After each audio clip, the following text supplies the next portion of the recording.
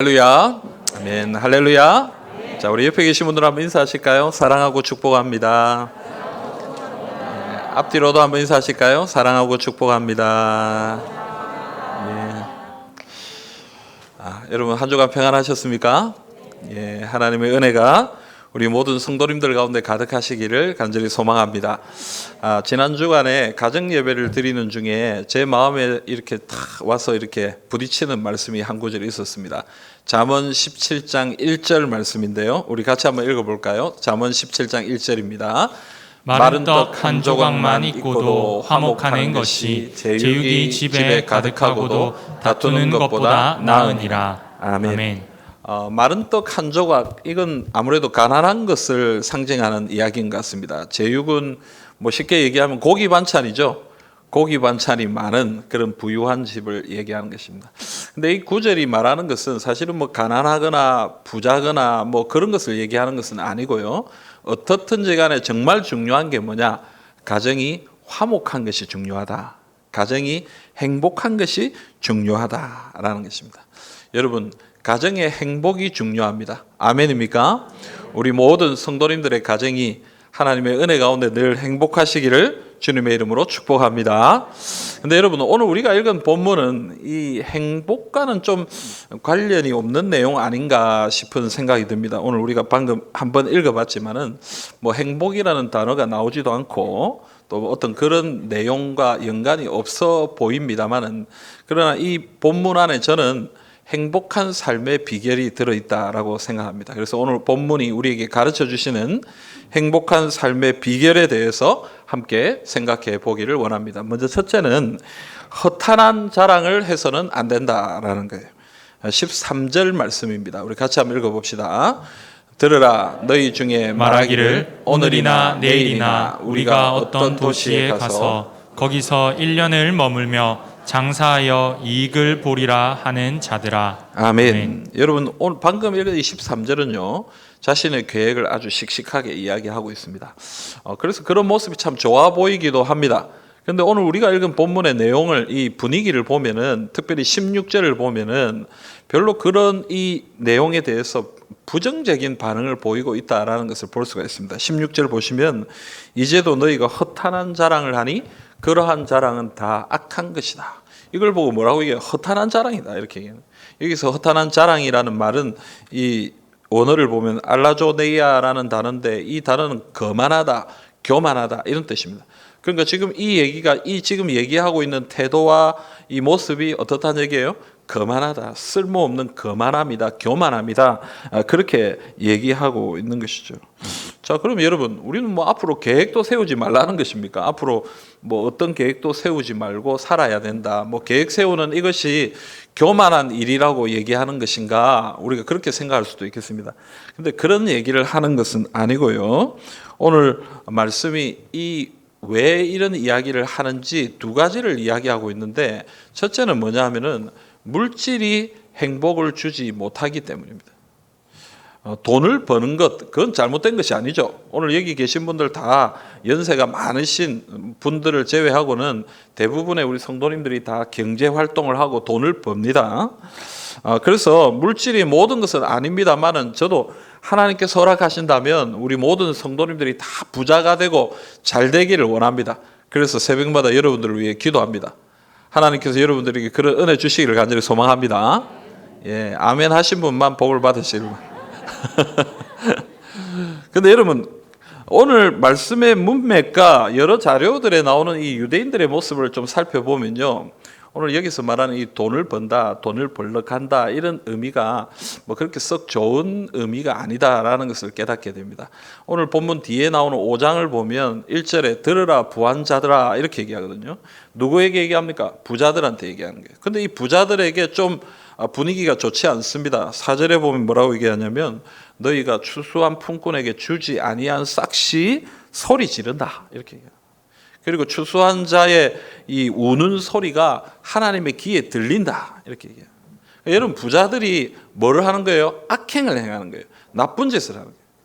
다른 사람들의 것을 착취해서 자기가 부자가 된 그런 모습을 5장이 설명을 하고 있는 거예요.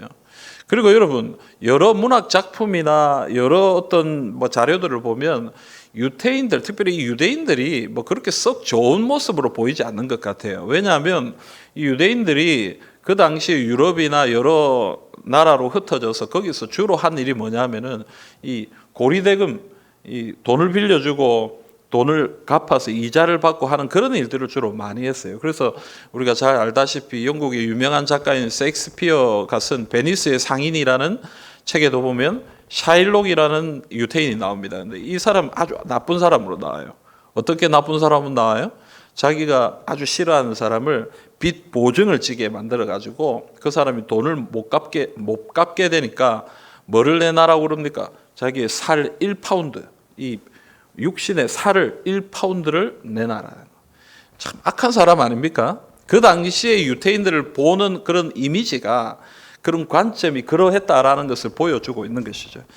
그러니까 여러분 지금 이 돈을 번다, 내가 가서 돈을 벌고 이윤을 얻을 것이다 라고 하는 것은 뭐 그렇게 썩 건전하고 건설적인 그런 모습이 아니라 돈에 집중하고 돈에 사로잡혀 있는 그런 모습을 이야기하는 것이다 라고 볼 수 있습니다. 그래서 오늘 하나님께서는 그런 것이 뭐라고 얘기하는 거예요? 허탄한 자랑이다. 돈을 아무리 열심히 벌어도, 돈을 아무리 많이 모은다 할지라도 진정한 행복을 얻을 수 있는 것은 아니니까 거기에 사로잡혀 살아가는 것이 잘못된 것이다 라고 그렇게 얘기하는 것입니다. 물론 여러분 여기서 오해하지 마십시오. 그럼 가난하면 행복합니까? 아니요, 어떤 면에서는 부자가 더 행복할 가능성이 높습니다. 그죠? 가난한 분들은 더 어려울 가능성이 좀 있잖아요. 그러나 여러분 가난하든지 부자든지 뭐 그걸 떠나서 그런 것들이 진정한 행복을 우리에게 줄 수 없다라는 것을 그 얘기를 하고 있는 거예요. 우리 성도님들이 가끔 저에게 좋은 글귀를 많이 보내주십니다. 아마 보다가 좋은 게 있으면 목사님 또 보세요 하고 보내주시는 것 같아요. 근데 그 글귀 가운데 이런 글귀가 있더라고요. 돈으로 집은 살 수 있어도 가정은 살 수 없다.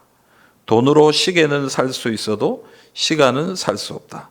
돈으로 침대는 살 수 있어도 잠은 살 수 없다. 돈으로 의사는 살 수 있어도 건강은 살 수 없다. 돈으로 사람은 살 수 있어도 사랑은 살 수 없다. 여러분 길어요. 엄청 제가 오늘 다 읽으려면 한 5분쯤 걸립니다. 근데 제가 5개만 읽었어요. 여러분 돈으로 우리가 뭐든지 살 수는 있지만 진정한 행복을 얻을 수는 없다라는 것을 얘기하는 것이죠. 그래서 여러분 물질은 우리에게 유용한 것이지만 그러나 이 물질이 우리에게 반드시 행복을 준다라고는 얘기할 수 없다는 것입니다. 그래서 우리는 무조건 돈을 벌겠다고 물질에 집중하는 것, 이것은 허탄한 자랑임을 알아야 됩니다. 그러므로 여러분 우리에게도 물질이 필요합니다. 그러나 이 물질에 사로잡혀서는 안 됩니다. 이 물질 때문에 우리의 삶이 좌지우지 되어서는 안 된다라는 것을 오늘 말씀이 이야기하고 있는 것입니다. 허탄한 자랑을 내려놓고 믿음으로 주님 앞에 나가시기를 간절히 바랍니다. 두 번째로 여러분 우리의 인생이 너무나 순간적이고 짧기 때문이다라고 얘기하는 거예요. 오늘 14절에 보면 내일 일을 너희가 알지 못하는도다. 너희 생명이 무엇이냐? 너희는 잠깐 보이다가 없어지는 안개니라 이렇게 얘기합니다. 여러분 우리는 내일 일을 알 수가 없어요. 내일 여러분들 어떻게 될지 우리가 어떻게 알겠습니까? 우리의 인생은 잠깐 살다가 지나가는 안개와 같다. 오늘 여기 계신 우리 좀 연세 많으신 어르신들 70, 80, 90 평생을 사셨는데 시간이 좀 어떻습니까 여러분? 느립니까? 빠릅니까? 예, 빠르죠. 순식간에 70되고 80되고 90되죠. 그죠?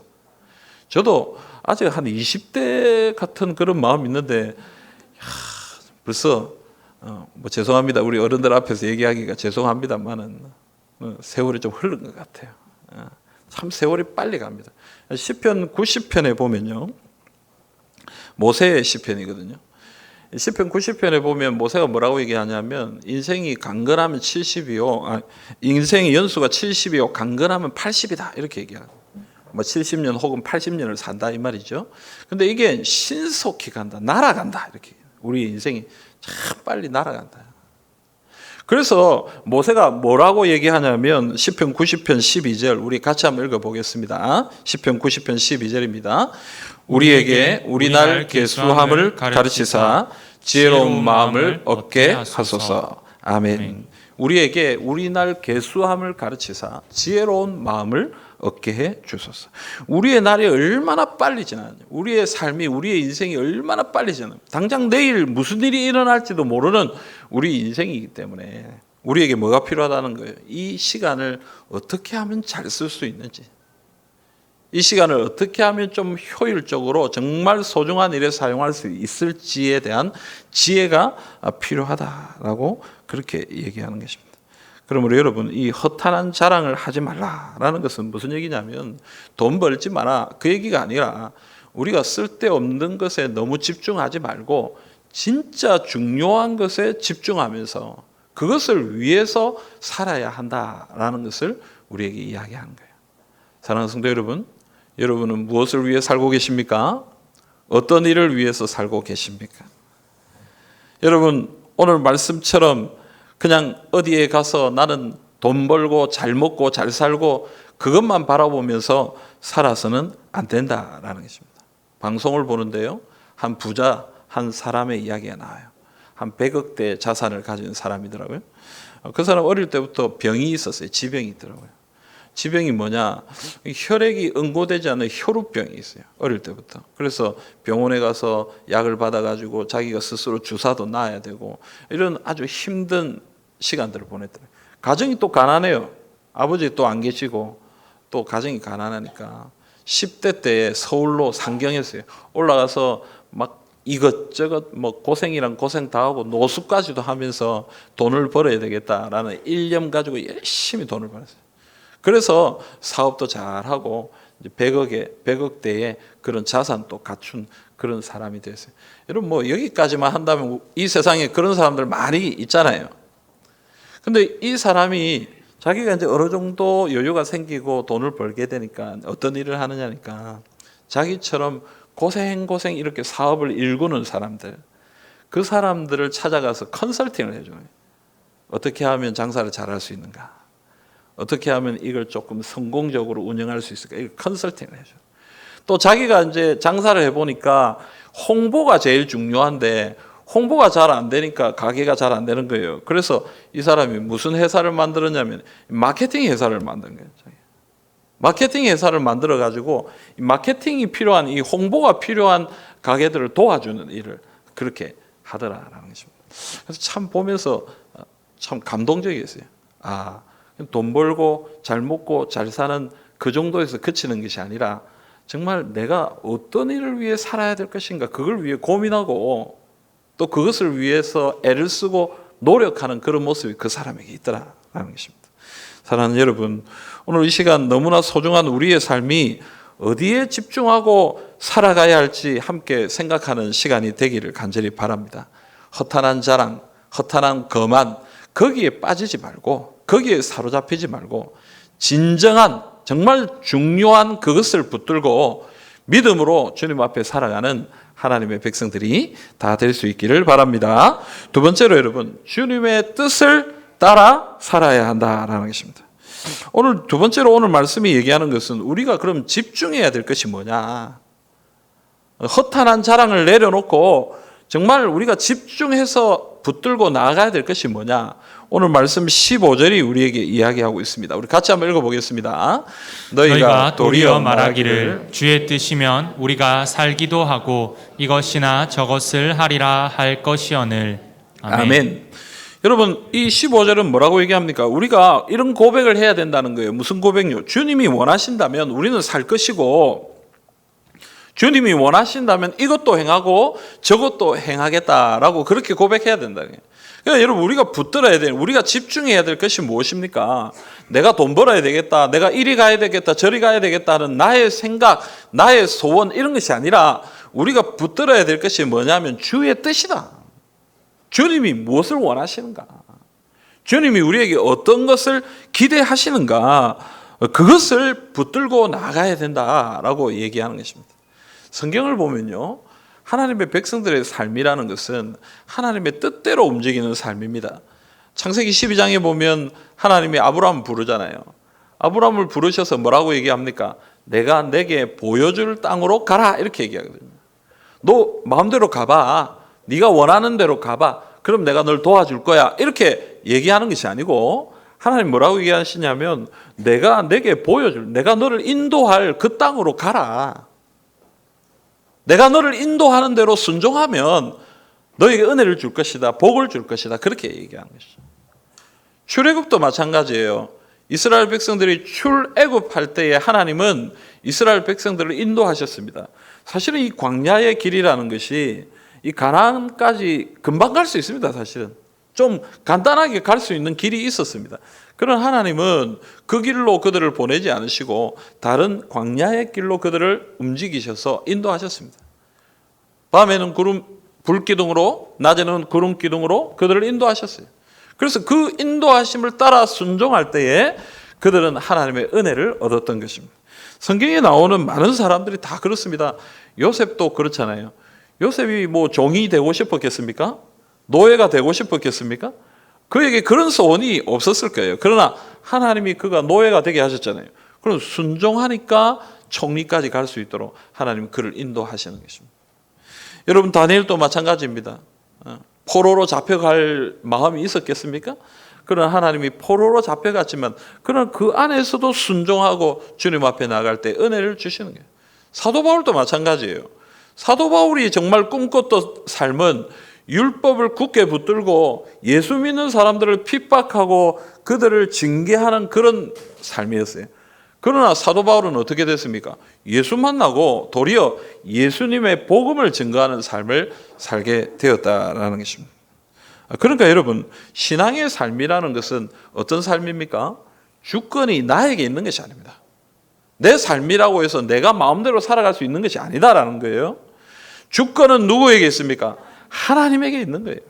그래서 주권을 가지고 계신 그 하나님께서 우리를 인도해 가실 때에 우리는 그 주님의 뜻에 순종하고 겸손히 그분을 우리의 주인으로 모셔야 한다라는 것입니다. 그러므로 우리는 하나님의 뜻을 구해야 합니다. 하나님의 뜻을 알기 위해 하나님 앞에 나가야 된다라는 것이죠. 오늘 이 시간도 마찬가지예요. 여러분, 오늘 이 시간 예배하는 이 시간 우리가 무엇 때문에 이 자리에 모였습니까? 뭐 일주일에 한 번은 교회 나와야 되니까, 직분자는 빠지면 안 되니까, 빠지면 전화도 오고 뭐 그러니까 예배 나와야 된다. 그런 거 아니죠. 오늘 이 시간 우리는 하나님 만나러 나왔습니다. 아멘입니까? 하나님과 교제하기 나왔잖아요.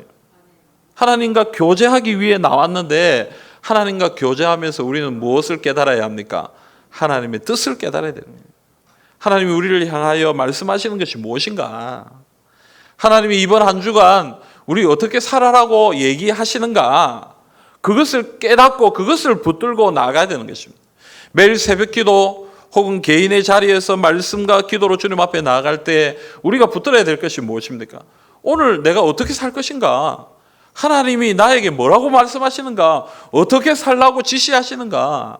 그것을 깨달아서 그 깨달은 하나님의 뜻대로 살아나가야 하는 것입니다. 그게 우리가 집중해야 할 것이다 라고 오늘 말씀이 얘기하는 거예요. 여러분, 주님의 뜻에 집중하시기를 바랍니다. 주님의 뜻에 순종하시기를 바랍니다. 또한 여러분, 오늘 말씀은 한 가지 더 이야기하는데 우리는 하나님의 뜻을 따라 살아야 할 사람들이다 라고 얘기하는데요. 그러면서 뭐라고 얘기합니까? 그 하나님의 뜻대로 순종하지 않는 것이 죄다 이렇게 얘기합니다. 17절 말씀 우리 한번 보실까요? 그러므로 사람이 선을 행할 줄 알고도 행하지 아니하면 죄니라. 여러분, 하나님이 우리에게 주신 것에 순종하지 않으면 그게 죄다. 그런데 이 불순종에는 두 가지가 있어요. 첫째는 뭐냐면 성경에 보면 하지 말라라고 얘기하는 것을 우리가 어기는 것. 성경에 보면 이건 죄야, 이건 안 돼, 하지 마 이렇게 얘기하는 것들 있잖아요. 근데 대부분의 성도들은 그런 것들은 좀 잘 지키는 편이에요. 왜냐하면 우리가 볼 때 그거는 죄처럼 보이니까, 그건 잘못된 것처럼 보이니까, 그거는 대체로 좀 뭐 어기기도 하고 좀 그렇긴 하지만 그래도 그거는 지키려고 좀 노력하는 편이에요. 근데 두 번째는 뭐냐면요, 하나님이 우리에게 행하라고 한 선을 행하지 않는 것도 죄다 이렇게 얘기해요. 이렇게 해라. 이건 해야 된다라고 얘기하는 그것도 행하지 않으면 뭐라고요? 죄라고 얘기해요. 그래서 우리는 이런 생각이에요. 나는 그래도 하나님이 하지 말라고 하는 것은 좀 하지 않고 죄 짓지 않고 살아가지 않느냐. 여러분 잘 하시는 거예요. 그러나 한 가지 더 생각해야 돼요. 하나님이 우리에게 하라고 하신 것도 내가 최선을 다해 섬기고 있느냐. 하나님이 선을 행하라고 하신 그것도 내가 정말 전심을 다해 섬기고 있는가. 만약 그것에 순종하지 못한다면 우리는 하나님 앞에서 이 태만의 죄, 이 게으름의 죄를 짓고 있는 것이다 라고 말할 수 있는 것입니다. 마태복음 25장에 보면 여러 가지 이 성경의 비유가 나오는데요. 그 중에 하나가 뭐냐면 이 달란트 비유입니다. 여러분 우리가 잘 아는 거죠. 5달란트, 2달란트, 1달란트. 이 달란트 받은 사람들이 앞에 많이 받은 사람들은 열심히 일을 해서 주인에게 남겨드렸습니다. 그런데 1달란트 받은 사람은 어떻게 했어요? 이거 가지고 뭐 하겠나 이러면서 땅에 묻어놨습니다. 그리고 주인이 왔을 때에 그걸 그대로 내놨어요. 그때 주인이 이 사람을 보고 뭐라고 했습니까? 악하고 게으른 종아. 게으르다. 죄를 지은 거예요. 내가 너에게 준 이것 가지고 열심히 일해야 되지 않냐. 뭐라도 남겨가지고 내한테 줘야 되는 거 아니냐. 왜 이걸 그냥 가져왔느냐. 차라리 그럼 누구한테 빌려줘서 이자라도 받아야 되는 거 아니냐. 여러분 하나님이 우리에게 주신 많은 것들이 있는데 하나님이 우리에게 주신 많은 것들을 가지고 우리는 선을 행하고 주를 위해 살아야 되는데 그것을 행하지 못할 때 하나님 우리에게 이렇게 말씀하시는 게으른 종아. 악하고 게으른 종아. 너 뭐하고 있냐. 태만의 죄를 짓고 있는 거 아니냐. 여러분 마태복음 25장엔 또 한 가지 비유가 나오는데 양과 염소의 비유가 나옵니다. 마지막 날에 양의 무리로 모인 사람들이 있고 염소의 무리로 모인 사람들이 있어요. 주님이 이 양의 자리에 모인 사람들에게 너희는 나를 도왔다. 내가 정말 배고프고 힘들고 너 여러 가지 어려움 당할 때 너희는 나를 먹이고 마시게 하고 도왔다. 반대로 이 사람들에게 너희는 내가 힘들 때 아무도 도와주지 않았다. 이 사람들이 물어봅니다. 아니 주님 우리가 언제 주님을 도왔습니까? 언제 우리가 주님이 목마르실 때 물을 갖다 드렸고 배고플 때 먹을 걸 갖다 드렸고 어떻게 그렇게 했습니까? 그때 주님이 뭐라고 얘기하시냐면 내 형제 중에 지극히 작은 자 하나에게 한 것이 곧 내게 한 것이다. 너희가 선을 행하고 착한 일을 한 그것이 곧 나에게 한 것이다 라고 그렇게 이야기하고 있는 것입니다. 사랑하는 성도 여러분, 우리가 집중해야 할 것은 하나님의 뜻대로 행하는 선입니다.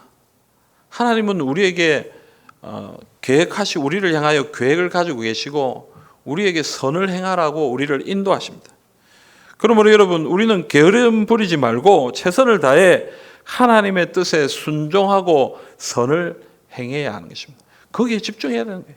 허탄한 것에 빠져 있지 말고 정말 주님이 원하시는 것이 무엇인지 그것을 붙들고 믿음으로 주님 앞에 나아가는 것이 필요하다라는 것입니다. 사랑하는 성도 여러분, 오늘 하나님의 뜻에 순종하고 선을 행함을 통하여 하나님의 은혜를 누리시기를 간절히 소망합니다. 여러분, 우리가 지금 이 행복한 삶에 대해서 생각해 보고 있지 않습니까? 그러면 이 허탄한 교만을, 허탄한 자랑을 내려놓고 하나님의 뜻을 따르는 삶이 우리의 행복과 어떤 상관이 있습니까? 이것이 우리의 삶과 어떤 연관이 있느냐 하는 것입니다. 신명기 33장 26절부터 29절의 말씀을 우리 같이 한번 읽어보겠습니다. 좀 길지만 함께 읽겠습니다. 26절에서 29절입니다. 여수르니여 하나님 같은 이가 없도다. 그가 너를 도우시려고 하늘을 타고 궁창에서 위엄을 나타내시는도다. 영원하신 하나님이 내 처소가 되시니 그의 영원하신 팔이 내 아래에 있도다. 그가 내 앞에서 대적을 쫓으시며 멸하라 하시도다. 이스라엘이 안전히 거하며 야곱의 샘은 곡식과 새 포도주의 땅에 홀로 있나니 곧 그의 하늘이 이슬을 내리는 곳에로다. 이스라엘이여 너는 행복한 사람이로다. 여호와의 구원을 너같이 얻을 백성이 누구냐? 그는 너를 돕는 방패시요 내 영광의 칼이시로다. 내 대적이 내게 복종하리니 내가 그들의 높은 곳을 밟으리로다. 아멘. 여러분, 오늘 이 말씀 우리에게 얘기하는 것은 무엇입니까? 하나님 같은 분이 없다라고 얘기하는 거예요. 하나님이 자기의 백성들을 구원하시고 도와주시고 인도하시는 이와 같은 사랑을 받은 백성들이 없다. 그래서 여수론이요, 이 이스라엘 백성들이요, 너는 행복한 사람이다. 하나님이 너를 도와주시니까, 너를 구원해 주시고 너를 인도해 주시니까. 그러니까 여러분, 하나님이 우리를 이와 같이 도와주시는데 우리가 해야 할 일은 무엇이냐면 우리와 함께 하시는 그 하나님의 뜻에 순종하는 것입니다. 내 생각, 내 소원, 내가 가지고 있는 이 계획, 이 모든 것을 주님 앞에 내려놓고 주님이 말씀하시는 그 뜻, 주님이 우리에게 행하라고 말씀하시는 그 선한 일, 그걸 향해 우리가 집중해서 믿음으로 달려갈 때에 주님은 우리에게 구원을 베푸시고 은혜를 베푸시고 행복한 삶을 허락해 주신다라는 것입니다. 여러분, 우리가 우리의 삶을 이끌어갈 때 얼마나 힘듭니까? 당장 내일 어떻게 해야 될까? 또 우리의 삶이 어떻게 될까? 고민과 걱정과 근심이 참 많습니다. 그러나 여러분, 그거 다 주님 앞에 맡겨드리고 주님이 인도하시는 그 인도하심을 따라 하나님, 제가 순종하겠습니다. 주님이 말씀하시는 그 뜻을 따라 제가 주님 앞에 믿음으로 나가겠습니다. 그렇게 결단할 때에 하나님이 우리를 인도하시고 우리 가운데 행복의 은혜를 허락하여 주신다라는 것입니다. 그러므로 여러분, 오늘 이 시간 결단하시길 바랍니다. 하나님 앞에 우리의 모든 소원과 생각과 계획을 다 내려놓고 주님의 뜻을 붙드시길 바랍니다. 주님이 우리에게 명하신 그 명령을 따라 믿음으로 살아갈 때에 하나님의 은혜와 능력을 누리시기를 간절히 소원합니다. 사랑하는 성도 여러분, 행복한 가정, 행복한 삶을 살기를 원한다면 우리는 허탄한 것을 자랑해서는 안 됩니다. 우리의 소원, 계획과 생각을 내려놓고 주인 되신 하나님께 순종하며 선을 행해야 합니다. 우리의 모든 욕심과 계획을 내려놓고 겸손히 하나님께 순종할 때에 하나님은 우리에게 놀라운 은혜와 행복을 허락하여 주시는 것입니다. 오늘 우리에게 주신 이 말씀 굳게 붙드시고 우리 주님 앞에 순종함을 통하여 하나님께서 허락하시는 행복을 누리시는 우리 모든 성도님들이 다 되시기를 주님의 이름으로 기원합니다. 아멘.